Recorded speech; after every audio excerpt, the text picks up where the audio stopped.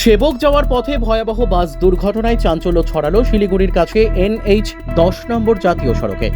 মালবাজারগামী একটি যাত্রীবাহী বাসের সঙ্গে মুখোমুখি সংঘর্ষ হয় একটি ট্রাকের। সংঘর্ষের পরই বাসটি উল্টে যায়। ঘটনায় আহত হয়েছেন অন্তত 20 জন যাত্রী। এই দুর্ঘটনাটি ঘটেছে বৃহস্পতিবার সকালে শিলিগুড়ির বেঙ্গল সাফারি পার্কের সামনে। আহতদের মধ্যে 6 জনের অবস্থা আশঙ্কাজনক বলে জানা গিয়েছে। তাদের উত্তরবঙ্গ মেডিকেল কলেজ হাসপাতালে নিয়ে যাওয়া হয়েছে। বাকি আহতদের মধ্যে 5 জনকে ভর্তি করা হয়েছে শিলিগুড়ি জেলা হাসপাতালে। আহতদের মধ্যে রয়েছেন বেশ কয়েকজন মহিলা ও শিশু। বাসের চালক ও সহকারী চালকও গুরুতর আহত হয়েছেন। ঘটনার পরই ভক্তিনগর থানার পুলিশ দ্রুত ঘটনাস্থলে পৌঁছে উদ্ধার কাজ শুরু করে এবং রাস্তা থেকে বাস সরানোর কাজ চলছে।